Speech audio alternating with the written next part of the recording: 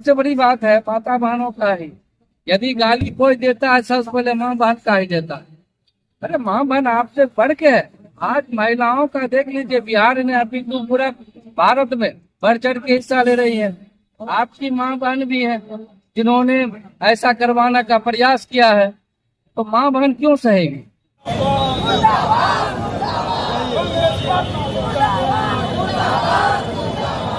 माँ का अपमान, माँ का अपमान चाहे किसी का भी माँ हो, चाहे आपका हो, कि पार्टी आजादी से बढ़ के होता है।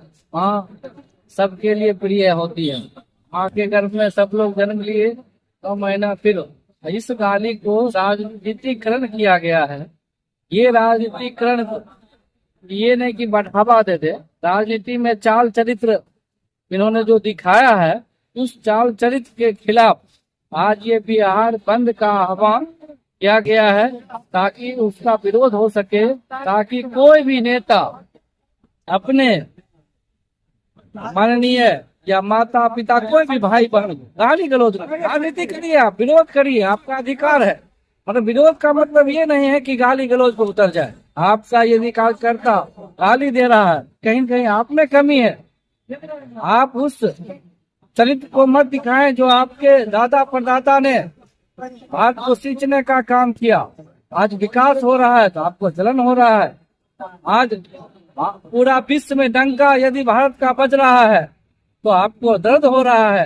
अरे भाई, आपको मौका मिला तो आपने क्या किया? आपने मौका गंवाया है। इसका कारण यह है कि आप में कमियां हैं, आपको राजनीति समझ नहीं है। आप जो बिहार का दौरा कर रहे हैं, बिहार दौरे का कारण क्या है? आपके दादा परदादा पूरा परिवार 75 वर्षों तक शासन किया है, उसमें क्या कमियां रह गई? आप अपने आप में कमी ढूंढे, उसके बाद आए। राजनीति अपनी जगह है, गाली गलौज किसी के माँ बहन का हो ये गलत है। इसके एवज में एनडीए ने आज बिहार बंद का आह्वान किया है, जिसमें आप देख सकते हैं शांतिपूर्ण आह्वान है। और राजनीति में चाल चरित्र जो उन्होंने दिखाया है उसका मुंह तोड़ जवाब दिया जाएगा। आपके 2025 बिहार के चुनाव में माननीय नीतीश कुमार ने बिहार को जो सींचने का काम किया है, विकास की जो धारा बहाई है डबल इंजन की सरकार ने, इसमें बहुत लोगों को खुजली हो रही है। आप वही मरीन ड्राइव पर जाके नाचते हैं, रील बनाते हैं और फिर विरोध कैसे करते हैं? लग रहा है विपक्ष चुकी है और इसीलिए तो उसको घबराहट है। इसलिए इस तरह से नाप शनाप बोल रहा है। माननीय प्रधानमंत्री जी के माताजी को गाली दिया और एकदम बिल्कुल सर्वविदित है, जब जब नारी शक्ति का अपमान हुआ है सर्वनाश हुआ। और त्रेता में सीता माता का अपमान हुआ था तो रावण के पूरे वंशज का सर्वनाश हो गया। और द्वापर में जब द्रौपदी का अपमान हुआ तो कौरव वंश का नाश हो गया। उसी तरह से आने वाले दिनों में विधानसभा का चुनाव आने वाला है, इसमें राहुल कांग्रेस और राजद का सर्वनाश होने वाला है। इसका सूत्रा साफ है।